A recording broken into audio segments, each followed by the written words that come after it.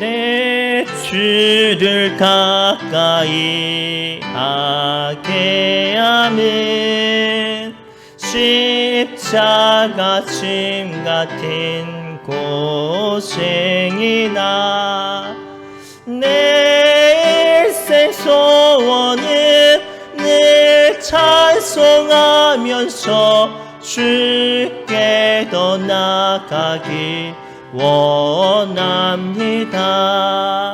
내 고생하는 거 옛냐고 비 돌베개 베고 잠 갔습니다. 그래도 소원이 늘 찬송하면서 주께 더 나아가기 원합니다. 천성에 가는 길 험하여도 생명길 되나니 은혜로다. 천사 날 부르니 늘 찬송하면서 주께 더 나아가기 원합니다. 야곱이 잠 깨어 일어나는 돌단을 쌓인 것 본받아서 숨질 때 되도록 늘 찬송하면서 주께 더 나아가기 원합니다. 아멘.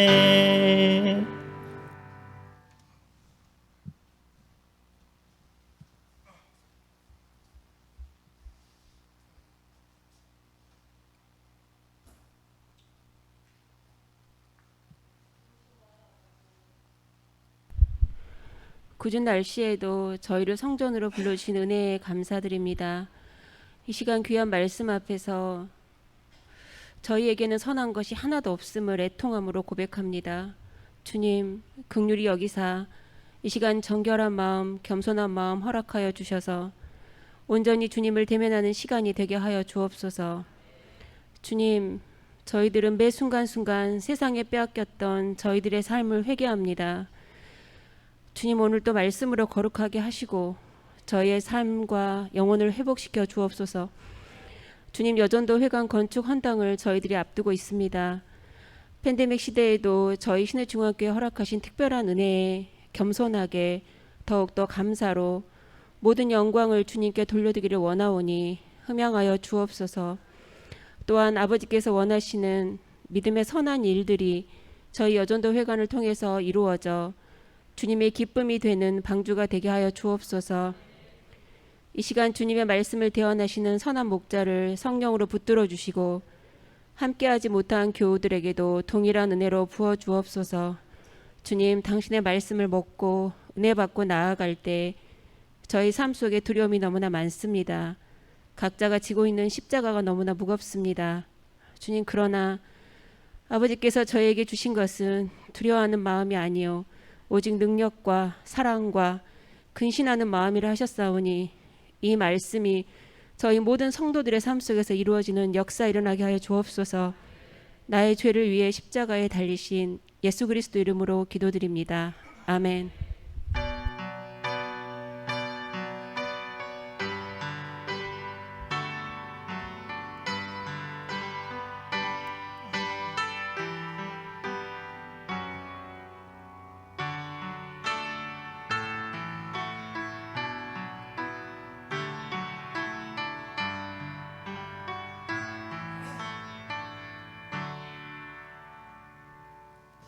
아멘. 감사합니다. 이 시간 우리에게 주시는 하나님의 말씀은 신약성경 마태복음 5장입니다.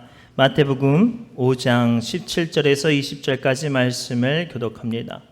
마태복음 5장 17절에서 20절까지 말씀입니다.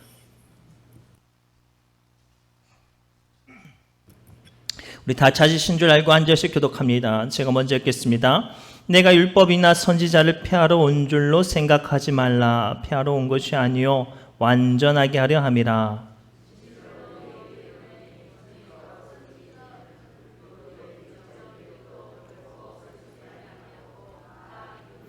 그러므로 누구든지 이 계명 중에 지극히 작은 것 하나라도 버리고 또 그같이 사람을 가르치는 자는 천국에서 지극히 작다 일컬음을 받을 것이요 누구든지 이를 행하며 가르치는 자는 천국에서 크다 일컬음을 받으리라.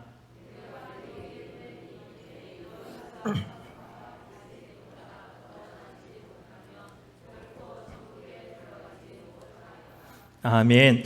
교회 소식 알려드립니다. 신우중학교 오신 분들 환영합니다. 장마가 비가 너무 많이 내렸어요. 그래서 우리 성도님들이 걱정이 돼서 혹 가정이나 사업에 무탈하시죠? 아무 일 없으셨으면 좋겠습니다. 아니, 아무 일 없으셔야 합니다. 늘 강건하시고 아무 일 없으시기 바랍니다. 돌아오는 주일 11일 주일 오전 11시 이곳에서 요즘도의 헌당 감사 예배를 맥주 감사절로 지키면서 함께 드립니다. 아직도 이렇게 좀 미흡한 부분도 있고 그렇지만 여름 행사를 해야 되기에 조금 좀 이렇게 서두르는 감이 없지 않아 있는데 좀 기도를 많이 해주셔요. 이럴수록 놓치는 부분이나 혹은 실수하는 부분이 없도록 꼭 기도해 주시고 더 나아가 그 일들을 감당하고 순서를 맡은 분들 더 나아가 그 작은 일들로 인해서 우리가 마음이 다치지 않도록 어지럽지 않도록 좀 기도를 많이 해주셔요. 그래서 정말로 감사가 넘치는 그 날이 되어질 수 있도록 기도해 주셨으면 좋겠습니다. 당일날 성찬식이 있어요. 제가 지난주에도 말씀드렸지만 원래 고대 정통교회에서 교회가 세워지기 전에 반드시 성찬 일식을 해야 했어요. 그 자치가 지금 동방정교회에 남아 있는데 동방정교회는 교회를 설립하기 전에 성자의 유해를 가지고 그 지성소터에 안장을 하고 그 위에 성찬상을 만들고 그리고 교회가 지어져요. 이게 이제 동방정교회가 건축하는 방법이에요.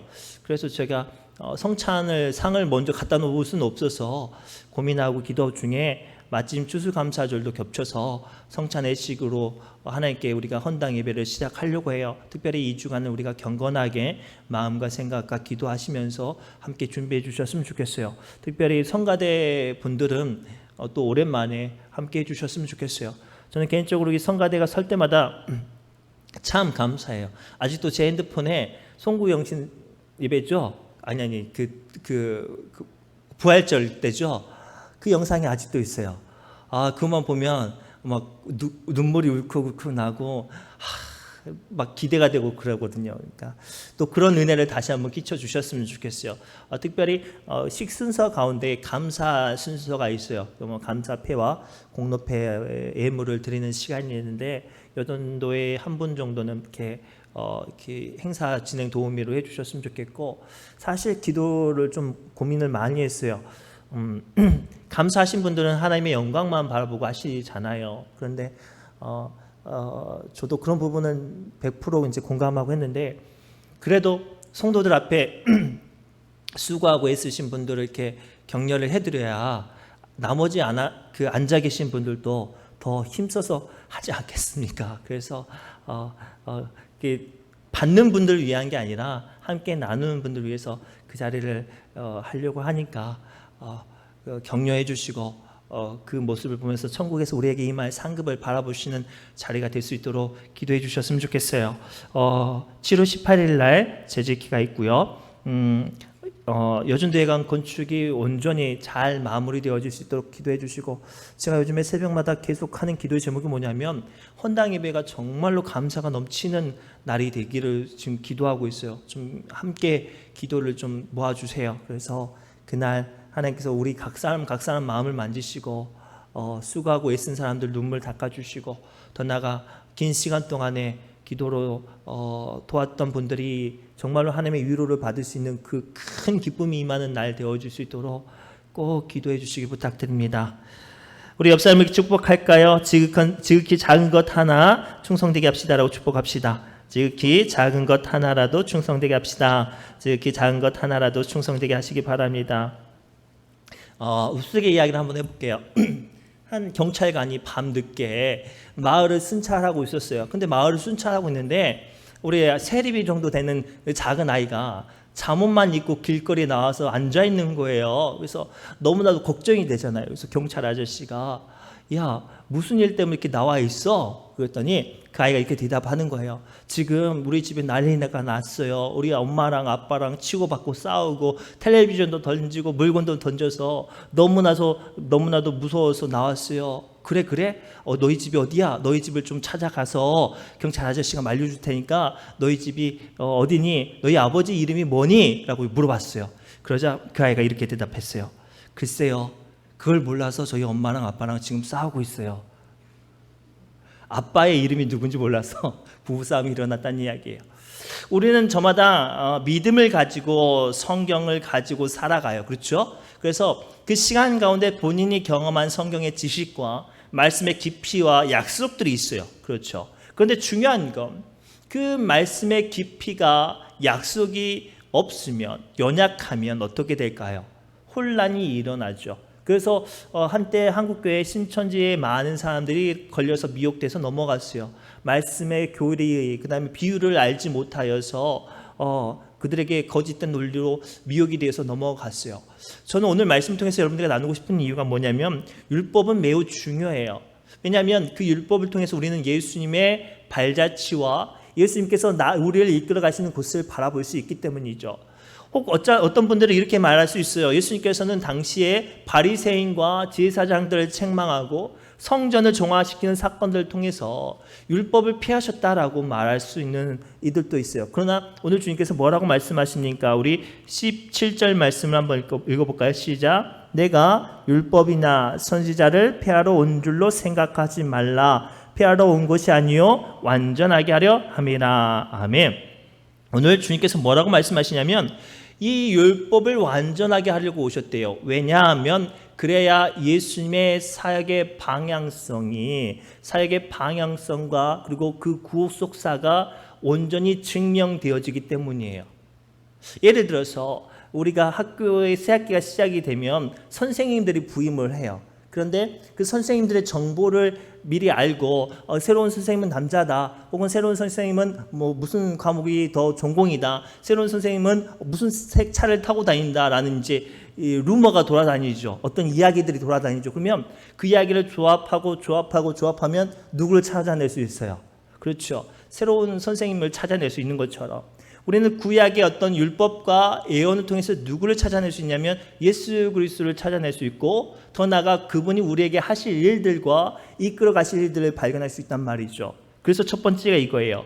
우리는 율법을 통해서 성경이 예언하는 예수님의 구속사를 알아갈 수 있어요. 그래서 율법은, 성경은 지극히 작은 것 하나라도 매우 중요합니다. 앞서 말씀드렸듯이 17절 이렇게 말씀하십니다. 내가 율법이나 선지자를 폐하러 온 줄로 생각하지 말라. 폐하러 온 것이 아니요 완전하게 하려 함이라. 아멘. 오늘 예수님께서는 율법의 유효성을 강조하시면서 내가 개혁적인 운동을 하지만 사실 그것은 율법을 폐하려고 하는 것이 아니라 율법의 정신을 일깨우기 위함이라 라고 말씀하시죠. 대표적인 사건이 예수님께서 가늠하다 잡힌 여인의 용서하신 사건이 있어요. 그 사건이 어떤 사건이냐면 대속죄일을 앞두고 있는 일이었어요. 이건 이제 제가 잠시 후에 좀 칠판에 써가면서 이야기할 건데, 나팔절로 7월 1일 나팔절로 인하여서 약 10일 동안 이스라엘 백성들은 회개 운동을 해요. 자기 안에 죄나 부정한 것들을 다 정결하게 해서 7월 10일 날 대제사장이 지성소에 들어가서 전 민족을 향한 구속을 선언할 때 자신도 거룩함을 받기 위해서 최대한 깨끗한 일을 한단 말이죠. 그때 여인이 잡혔어요. 그들은 그 율법을 가지고 그 여인을 죽이는 것이 깨끗하게 하는 거라고 생각을 했어요. 그러나 예수님께서 뭐라고 말씀하셨어요? 죄 없는 자가 치라고 했죠. 왜죠? 그 여인의 생명을 해할 권세가 그들에게 없었기 때문이죠. 그리고 나서 뭐라고 말씀하시면 나도 너를 정죄하지 아니하노니 가서 죄를 짓지 말라라고 말하면서 그 여인을 풀어주죠. 그로 인해서 그 여인에게는 새로운 깨끗함이 시작이 됐어요. 이것처럼 말이죠. 예수님께서는 율법을 정화하고 성전을 정화하고 바리새인과 제사장을 책망하고 서기관들을 책망하고 경계하신 이유는 그들이 율법을 때문이 아니라 율법을 왜곡되게 잘못되게 이야기하기 때문에 그들을 책망하고 그 율법 가운데 정결한 예식을 하신 거죠. 그래서 우리가 발견해야 될 것이 무엇인 거 아니냐면 예수 그리스도를 통해서 율법의 본질을 발견해야 돼요. 그러려면 무엇이 필요할까요? 다시 한번 율법을 천천히, 구약의 말씀을 천천히 하나하나 조명하는 거죠. 모세는 이렇게 말을 했어요. 신명기 18장 15절에 고별 설교를 하면서 하나님께서는 너희를 위하여 나와 같은 선지자 하나를 세우리니 라고 말을 해요. 그래서 이스라엘 민족들이 힘들고 어려울 때마다 애굽에서 종살이에 있던 자신의 선조들을 이끌어냈던 것처럼 로마의 압제와 더 나아가서 정치적인 불안한 상황 가운데 자신들을 구원할 메시아를 기다렸어요. 그리고 그 오리라는 선지자, 모세가 약속한 그 선지자를 기다렸단 말이죠. 그런데 오늘 우리가 알고 있는 것은 그들이 원했던 선지자는 이미 성경의 예전과 예식을 통해서 우리에게 이미 예표가 되었어요. 어떤 나라의 구원이나 어떤 정치적인 구원이 아니라 우리의 영혼의 문제를 해결하실 주님으로 오신다는 것은 우리가 성경을 통해서 발견할 수 있죠. 고로 사랑하는 성도 여러분, 제가 오늘 말씀을 통해서 여러분들과 나누고 싶은 첫 번째 화두가 이거예요. 율법을 알아야, 구약의 말씀을 깊이 알아야 예수님의 구속의 사역을 이해할 수 있어요. 고로 작은 것 하나라도 소홀히 여기지 않기를 바랍니다. 두 번째는 이 구속의 역사를 통해서 율법과 구약의 말씀, 예언과 계시를 통해서 우리는 예수님의 구속사를 이루어지는 것을, 약속을 발견할 수 있습니다. 그래서 지극히 작은 것 하나도 매우 중요합니다. 우리 읽지는 않았지만 다니엘서 7장의 말씀을 한번 찾아볼까요? 다니엘서 7장입니다.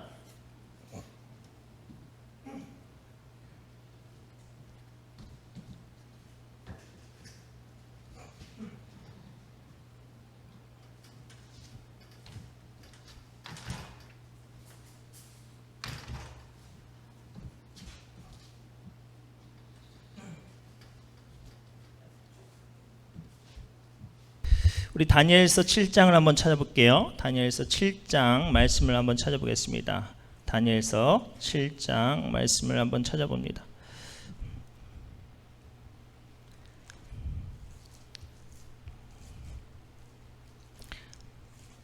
다니엘서 7장 1절부터 8절까지 말씀입니다. 다니엘서 7장 1절부터 8절까지 말씀을 제가 천천히 봉독할 테니까 한번 쭉 눈으로 함께 보시기 바랍니다.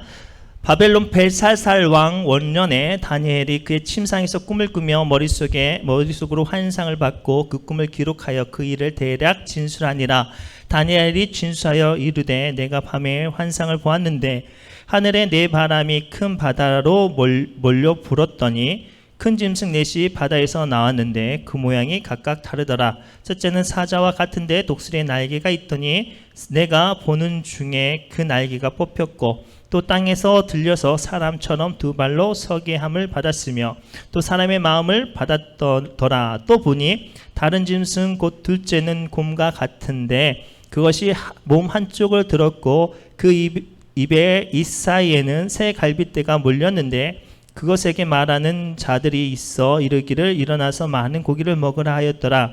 그 후에 내가 본즉 다른 짐승 곧 표범과 같은 것이 있는데 그 등에는 새의 날개 넷이 있고 그 짐승에게 또 머리 넷이 있으며 권세를 받았더라. 내가 밤 환상 가운데 그 다음에 본 넷째 짐승은 무섭고 놀라우며 또 매우 강하며 또 새로 된 큰 이가 있어 먹고 부서뜨리고 그 나머지를 발로 밟았으며 그 짐승은 전에 모든 짐승과 다르고 또 10뿔이 있더라. 내가 그 뿔을 유심히 보는 중에 다른 작은 뿔이 그 사이에서 나더니 첫 번째 뿔 중에 셋이 그 앞에서 뿌리까지 뽑혀졌으며 이 작은 뿔은 사람의 눈 같은 눈들이 있고 또 입에 있어 큰 말을 하였더라. 아멘. 자, 오늘 제가 읽었던 이제 다니엘서 7장을 왜 읽어드렸냐면 이 다니엘서 7장이 구약의 계시와 신약의 계시를 잇는 징검다리 역할을 해요. 그래서 이 다니엘 계시가 구약에서 등장하는 모든 예언을 통체적으로 정리를 하고 이 예언들이 요한계시록에 이어져서 마지막 날 그때를 우리에게 알려줘요. 그러면 말씀을 온전히 이해하기 위해서, 이 예수님의 재림을 온전히 이해하기 위해서 무엇이 필요할까요? 이 안에 있는 비밀의 말씀들을 우리가 잘 이해하는 것이죠. 그런데 다니엘서 7장의 말씀을 이해하기 먼저 필요한 건 뭐냐면, 다니엘서 2장의 말씀을 먼저 우리가 글씨를 좀 크게 써야 되는데, 잠깐만요. 죄송합니다. 이게 좀 자세가 불편해서. 자, 2장의 말씀과 7장의 말씀을 이제 근거로 할게요. 자, 다니엘서 2장의 말씀은 느부갓네살 왕이 꿈을 꿔요. 큰 신상에 대한 꿈을 꾸는데, 그 꿈이 하나님께서 느부갓네살 왕을 통해서 장차 임할 심판의 역사까지 말씀을 하시죠. 그래서 다니엘서 2장의 말씀을 보면 제일 먼저 머리 금으로 됐어요. 그리고 가슴과 팔 은으로 됐고요. 그 다음에 허벅지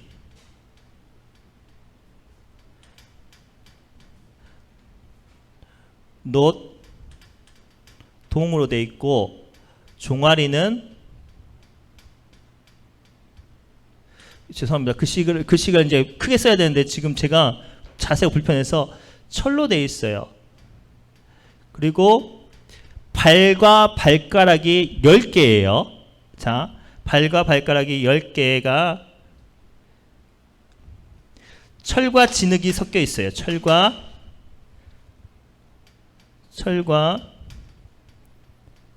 진흙이 섞여 있습니다. 자, 이것이 다니엘서 7장에 보면 네 짐승으로 대체가 돼요. 네 짐승으로 대체가 되는데, 독수리 같은, 사자와 독수리 같은 게 섞여 있는 사자 독수리라고 한번 해봅시다. 사자 독수리. 그리고 은은 뭘로 표현이 되고 있어요? 곰으로 표현이 되고 있죠. 곰으로, 곰 같은 것, 곰이 표현되어 있고, 집어 삼키기 위해서 애쓰는 짐승으로 표현이 되어 있죠. 그 다음에 허벅지를 보면 표범, 날개 달린 표범으로 묘사가 되어 있어요. 표범. 네, 머리도 4개고 날개가 4개예요. 자, 그리고 종아리가 철로 되어 있어요. 그런데 이 짐승은 이 앞에 새 짐승과 비할 바 없이 매우 강력하고 무섭게 생겼다고 했어요. 알 수 없는 짐승이지만, 없는 무서운 짐승. 뿔이 몇 개요? 뿔은 여기다 쓸까요? 뿔은 10개요. 자, 이제 다시 한번 설명할게요. 이제 이 말씀을 통해서 하나님께서는 느부갓네살 왕에게 주신 말세에 대한 예언의 계시를 다니엘이 다시 한번 깨달을 수 있도록 다니엘서 7장의 말씀을 주셨어요. 그런데 왜 다니엘서 7장의 말씀 때 이 예언의 계시를 주셨냐면, 다니엘이 5장을 보면 하나님께서 자신의 민족에게 약속한 예언의 말씀을 붙잡고 기도해요. 하나님, 70년이 지나면 우리나라를 포로에서 풀려나게 하신다고 약속하셨는데 70년이 벌써 다 지나가는데 언제 우리나라가 풀려나겠습니까? 라고 기도하던 중에 하나님께서 포로 생활에서 풀려나는 이야기를 하신 게 아니라 장차 되어질 일들을 이렇게 말씀하셔요. 그래서 이 이야기들 이제 먼저 답부터 말씀드리면, 이거는 이제 당시 느부갓네살 왕의 바벨론 제국이에요. 바벨론 제국을 상징하는 짐승이 사자와 독수리였어요. 그래서 바벨론 제국, 바벨론. 그리고 이 다음에 메데와 바사, 페르시아라고 하면 되겠어요. 페르시아. 자, 여기 좀 사연이 있어요. 먼저 읽어볼게요. 지난번에 한번 말씀드렸지만, 메데와 바사를 한 나라처럼 말하지만 실상은 페르시아가 제국을 다스렸어요. 그런데 왜 메데와 바사로 한 나라로 했냐면, 우리나라 그 선화공주 설화 같은 이야기가 있어요. 페르시아 메데 나라의 공주가 꿈을 꿨는데, 아니 자기가 그 오줌을 쌌는데 그 벌판에 그 지역에 메소포타미아 지역을 다 잠긴 게 한 거예요. 너무나 꿈이 신기해서 아버지에게 말을 했어요. 근데 아버지가 그 꿈이 너무나 불길했어요. 그래서 꿈을 풀이했더니 어떤 내용을 말하냐면 이 공주가 낳은 아들이 이 나라를 무너뜨릴 거랍니다라는 예언을 한 거예요. 그래서 왕이 너무나 찜찜해서 이 왕자를 자기 충신에게 보내서 죽이라고 해요. 근데 이 충신이 그냥 충신이 아니라 너무 충신이었어요. 그래서 자기가 모시는 왕의 손주를 죽일 수 없어서 산 속에 들어가서 나무꾼과 바꿔치기를 했어요. 나무꾼과 바꿔치기 해서 그 아기를 낳다가 죽은 그 나무꾼의 아이를 이제 죽였다고 보고하고 끝났죠. 그런데 그 딸은 이제 그 당시에 변두리인 바사라는 조그마한 나라로 이제 시위 보냈고, 그런데 이 아이가 날 때부터 영웅인 거예요.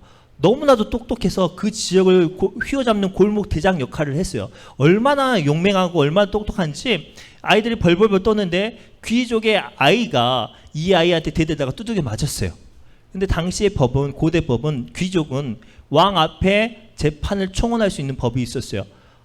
대표적인 사건이 사도 바울이 까닭없이 매를 맞으니까 뭐라고 말을 해요? 나 로마 시민이다. 나 황제 앞에 가서 재판 받으려 합니다라고 했는데 할 때 어떻게 됐어요? 재판장이 뒤집어 엎어진 것처럼 그 나무꾼의 아이 하나 때문에 왕 앞에 재판을 받네요. 그런데 이 아이가 보면 볼수록 누구랑 똑같은 거예요.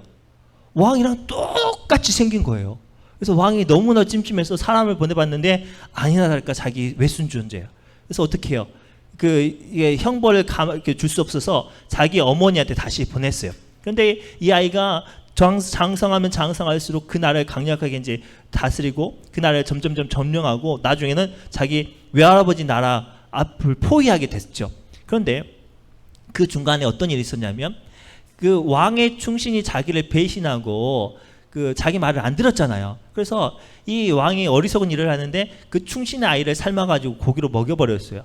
그러니까 그때부터 이제 충신이 마음에 칼을 품게 됐겠죠. 아무튼 이제 그 왕자가 장성해서 페르시아 제국을 통치하고 메데라는 나라를 쳐들어왔을 때 자기 외할아버지 나라니까 쉽게 쳐들어올 수 없고 이제 대치만 하고 있을 사이에 그날 밤에 성문을 누가 열어줬어요?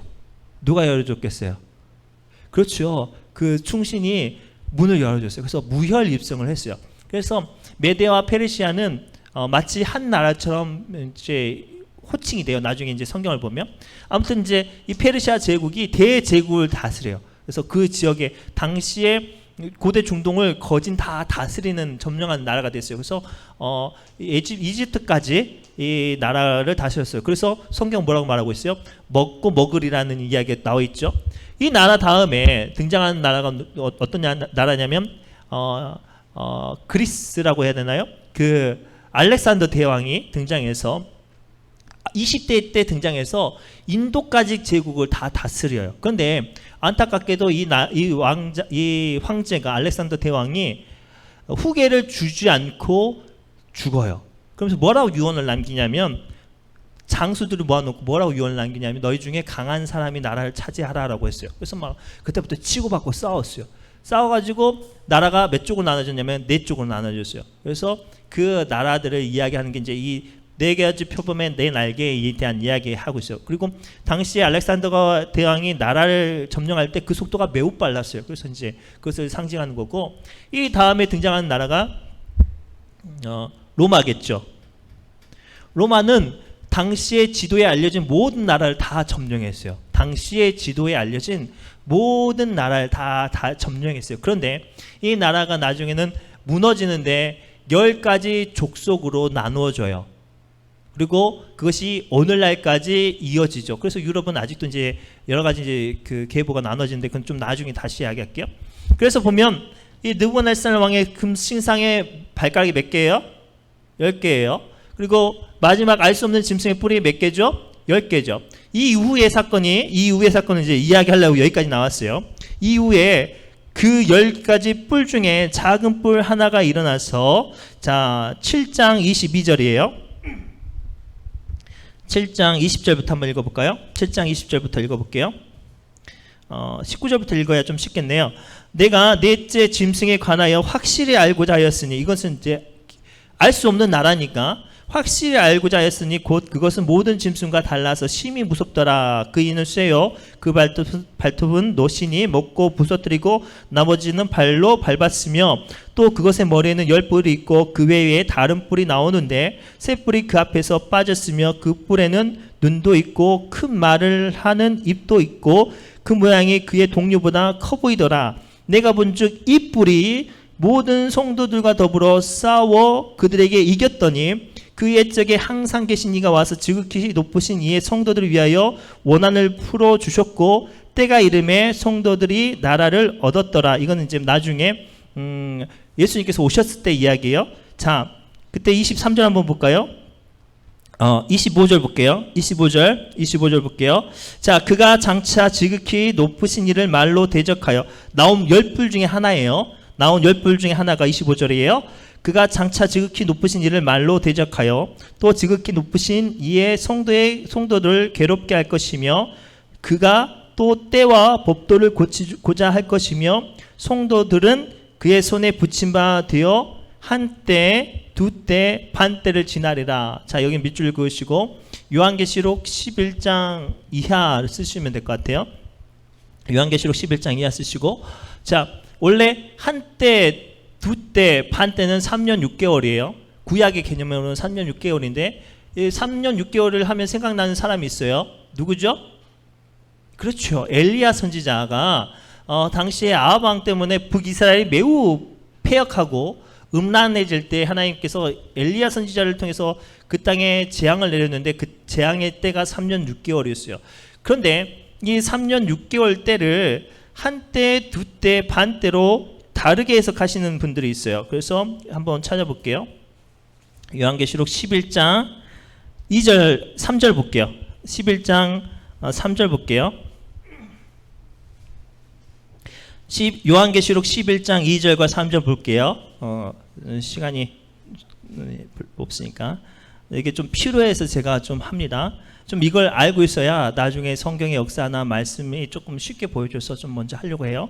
자, 요한계시록 2장 3절을 볼게요. 제가 읽겠습니다. 성전 마당 바깥은 측량하지 말고 그냥 두라. 이것은 이방인에게 주었은즉 그들이 거룩한 성을 42달 동안 짓밟으리라. 이건 나중에 로마가 이렇게 그 기간 동안 무너뜨려요. 그리고 그 이후의 기간이에요. 내가 나의 두 증언에게 권세를 주리니 그들이 굵은 베옷을 입고 며칠 동안요? 1260일. 그래서 이것을 저는 이제 개인적으로 한때, 두때, 반때를 3년 6개월로 해석하는 어떤 쪽으로 좀 마음이 많이 기우는데 좀 이제 재림이나 휴거를 좀 많이 어떤 신뢰하신 분들은 앞서 말씀드렸듯이 1260일로 계산하시는 분이 있어요. 그거는 좀 제가 요한계시록 강의할 때 한번 말씀을 드릴게요. 제가 왜 이런 이야기를 계속 하냐면 지금 제가 오늘 여러분들과 하고 싶은 이야기가 지금 이때 이 이하의 때에 대한 이야기를 하려고 해요. 이 이하에 대한 때를 알기 위해서는 필요한 게 뭐냐면 성경에서 말씀하고 있는 예수님의 재림의 때를 알아야 해요. 그 재림의 때는 언제 기록이 되어 있냐면 수많은 선지자들과 예언자들을 통해서 기록이 되었을 뿐만 아니라 절기에도 있어요. 자, 절기에도 있어요. 어디에도 있다고요? 절기에도 있어요. 이스라엘 절기가 크게 세 절기가 있어요. 3대 절기가 있습니다.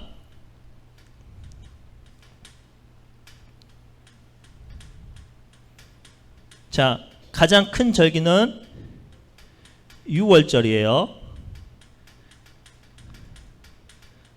이 6월절이라 하면 하나님께서 애굽의 종로로 타고 있는 이스라엘 민족을 10가지 재앙 중에 가장 마지막 사망이 지나가는 재앙 가운데 문설주에 양의 피를 바르는 집에게는 넘어갔다고 해서 6월절이에요. 죽음이 넘어갔다고 해서 6월절인데 그 6월절을 하나님께서 주시면서 뭐라고 말씀하시냐면 이 달이 너희 중에 첫째 달이라고 말을 해요. 6월절이 1월이에요. 이스라엘 민족의 종교력은 6월절이 1월인데 이 날이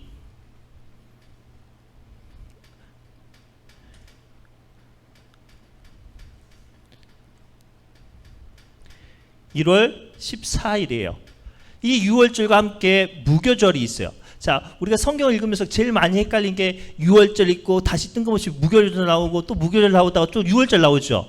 그게 같은 절기 안에 있어서 그래요. 자, 6월절이 하루인데 그 하루가 지나면 무교절로 해서 1월 15일부터 7일간 누룩 없는 빵을 먹어요. 그래서 이 누룩 없는 빵을 먹으면서 뭘 하냐면 자기 대청소를 해요. 자기 집에 곰팡이가 하나도 있으면 안 돼요. 그래서 이 무교절기를 지키면서 누룩 없는 빵을 먹으면서 정결 예식을 해요. 그래서 죄가 있으면 회개도 하고 그런 예식을 해요. 이 무교절이 지나고 나서 자, 초실절이라고 해요.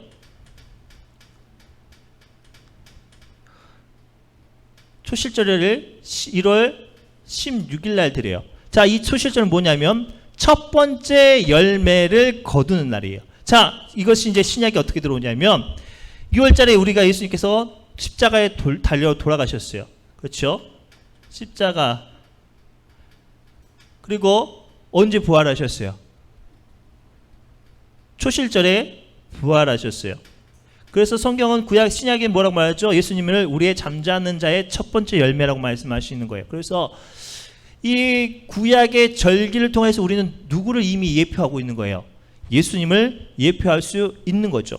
그래서 이 6월절이 지나고 나서 두 번째 이스라엘 중요한 절기가 무슨 절기냐면 77절이에요.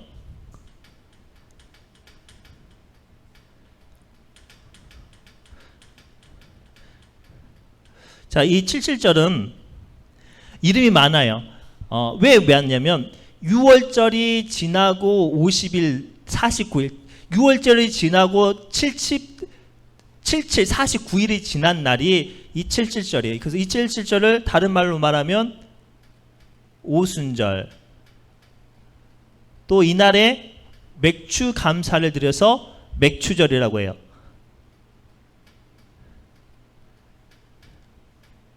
자, 이날에 왜 77절을 드리냐면 우리 안에 풍성한 은혜를 주신 하나님께 감사합니다라고 구약 사람들이 예배를 드렸어요. 그런데 이 풍성한 감사가 뭐예요? 신약에서는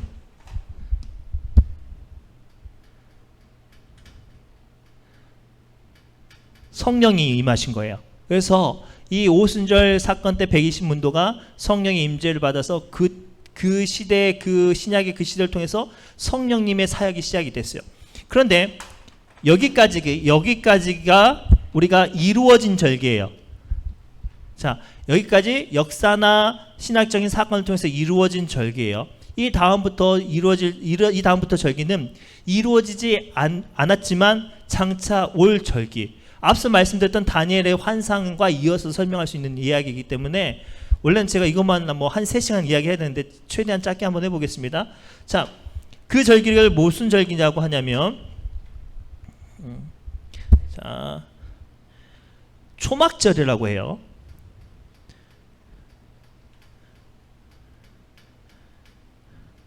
자, 초막절의 이름은 많아요. 초막절, 수장절이라고 하는데 일단 초막절이 대표적인 이름이니까 초막절에 세 가지 단계가 있어요. 자, 초막절은 레위기 23장 22절부터 24절까지 기록된 말씀에 좀 쓰세요.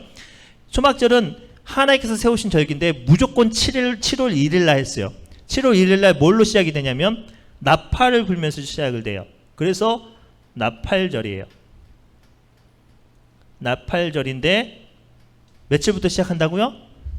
7월 하나님의 달인 7월 첫 번째 날부터 10일까지. 자, 이 나팔을 불기 시작하면 어떤 일이 벌어지냐면 전국에 다 흩어져 있는 이스라엘 모든 남자는 다 성전에 와요. 다 성전에 왔어야 돼요. 그러면서 일찍 도착한 사람, 늦게 도착한 사람 상관없이 도착한 순서대로 뭐를 하냐면 제사를 드렸어야 돼요. 자기의 죄를 용서해 달라고 사죄의 제사를 이때 드려요. 나팔을 불 때. 그리고 이 나팔절 때 무슨 일을 하냐면 죄가 조금이라도 그 도시에 있으면 안 돼요. 거미줄조차도 곰팡이조차도 있으면 안 돼요. 그래서 앞서 말씀드렸던 가늠하다 잡힌 여인이 이때 잡힌 거예요. 그전에는 눈 감아줬을 법도 한 일도 잡힌 거죠. 아주 이때는 율법이 더 엄격해요. 말도 섞어도 간음으로 보는 경우도 있어요. 그건 이제 좀 나중에 이야기할게요. 이 나팔절기를 다 지나고 이스라엘 백성들이 거룩에 대해서 죄 사함을 대해서 좀 기대하고 그 다음에 우리가 죄사함이 임했습니다라는 어떤 소망이 기댈 때,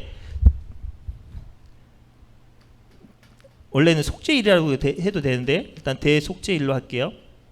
글씨가 좀 작아도 죄송합니다. 대속죄일이 7월 10일이에요. 제가 질문을 받았어요. 다른 건 절인데 왜 이거는 일입니까? 라는 질문을 받았어요. 오늘 새벽에 예배 오신 분은 알아요. 딱 하루만 있는 날이에요. 대제사장이 지성소에 들어가는 날이에요. 대제사장이 1년 내내 들어갈 수 없는 곳 지성소에 들어가서 전 이스라엘 민족을 위해서 딱 한 번 주의 사함을 청원하는 그날이 이 날이에요. 그래서 이 대제속죄일이 끝나면 이스라엘 백성들이 기쁠까요? 슬플까요? 당연히 기쁘겠죠. 그래서 잔치를 벌리는데 초막절로 지켜요. 이 초막절로 지키면서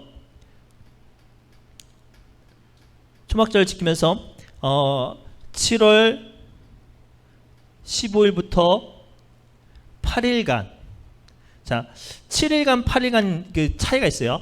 7일 동안 초막에 거하고 8일 동안 제사를 드려요. 감사 제사를 드려요.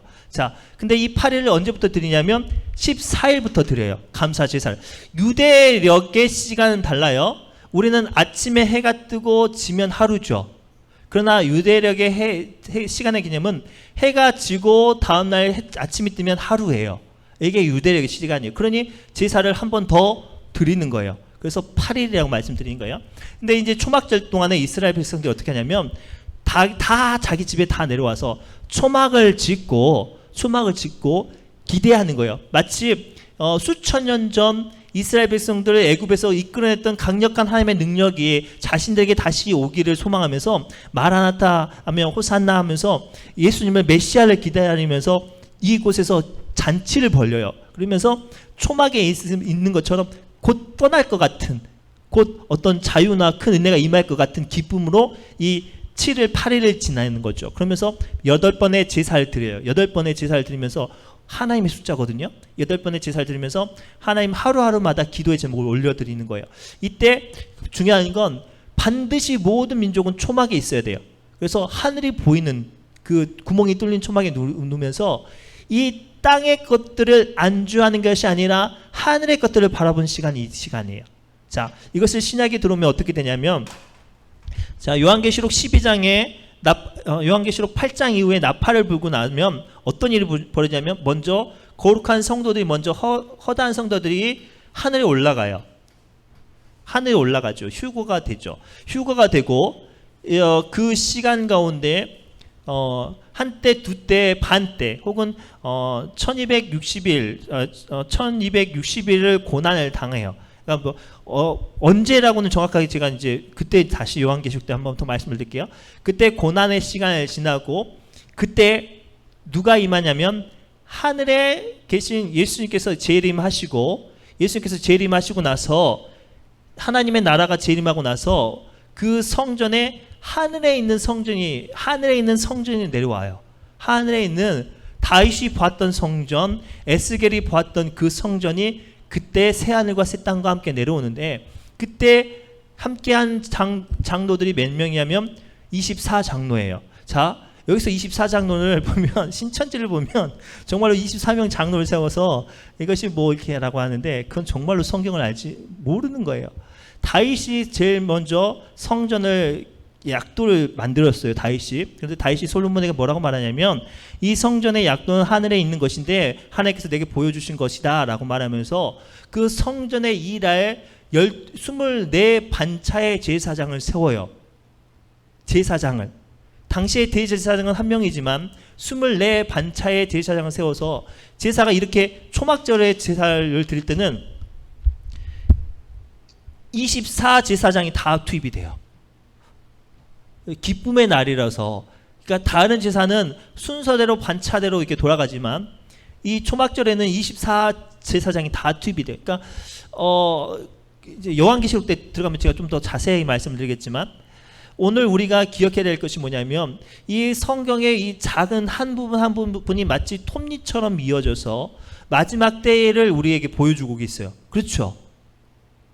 아니라고 하면 다시 처음부터. 자, 오늘 보면 다니엘이 본 환상 이전에 다윗이 본 그 성전의 모습과 그 안에 일할 24명의 제사장들이 나중에 요한계시록에 임하실 새로운 성전에 있을 24 장로들의 반차와 똑같아요. 이건 좀 기회가 한번 더 다시 말씀드릴게요.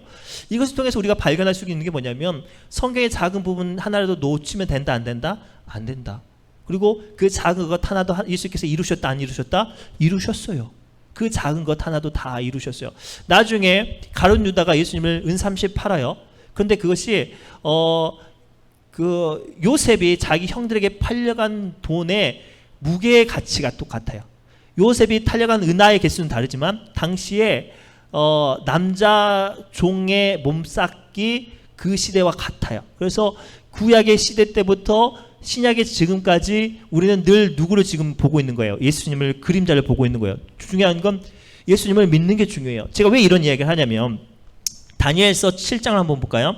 다니엘서 7장 앞서서 볼게요. 다니엘서 7장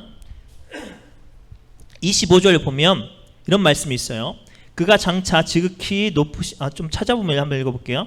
다니엘서 7장 25절 보면 그가 장차 지극히 높으신 이를 말로 대적하며 또 지극히 높으신 이의 성도를 괴롭게 할 것이며 그가 또 때와 법을 고치고자 할 것이며 라고 되어 있죠. 이건 좀 밑을 그으시고 간략하게 말씀드리면 당시에 로마 그 교황이 무슨 일을 했냐면 십계명을 고쳤어요. 그리고 성경 말씀도 고치고 그 중에 하나가 이제 십계명 제2계명은 우상을 섬기지 말라라는 계명이었어요. 근데 그 계명이 없어요. 왜냐하면 로마 캐톨릭은 우상을 지금 신상을 만들고 있으니까. 그러면서 크고 작은 어떤 성경을 많이 고쳤어요. 이건 이제 좀 아주 민감한 사항이라 제가 다음에 한번 말씀드릴게요.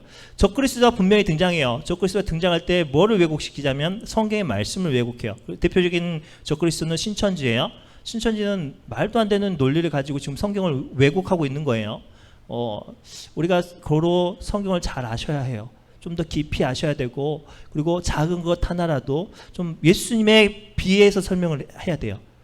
다른 어떤 눈에 보이는 환상과 계시로 보는 게 아니라 모든 성경은 예수님의 그림자예요. 그래서 예수님의 말씀에 근거하여서 봐야 그것이 정당하고 옳은 해석인 것 같아요. 할 이야기 많은데 오늘 좀 여기까지만 할게요. 오늘 제가 여러분들 나누고 싶은 화두는 뭐냐면, 첫째는 성경의 말씀을 알아야 구속의 역사를 알 수 있어요.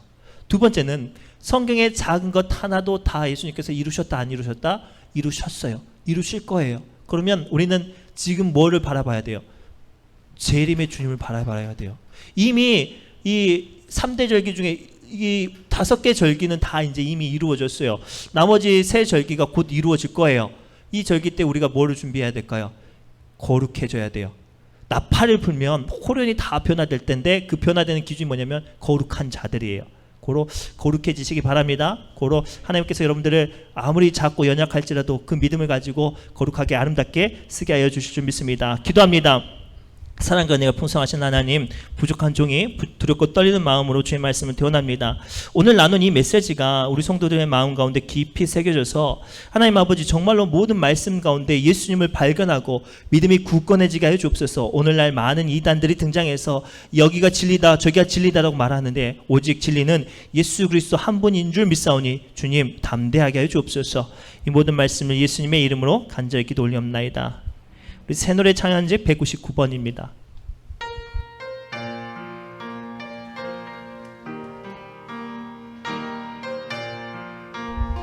함께 찬양합니다. 내일 일은 난 몰라요. 하루하루 살아요.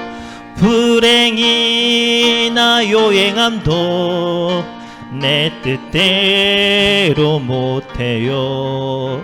험한 이 길 가고 가도 끝은 없고 고네요. 주님의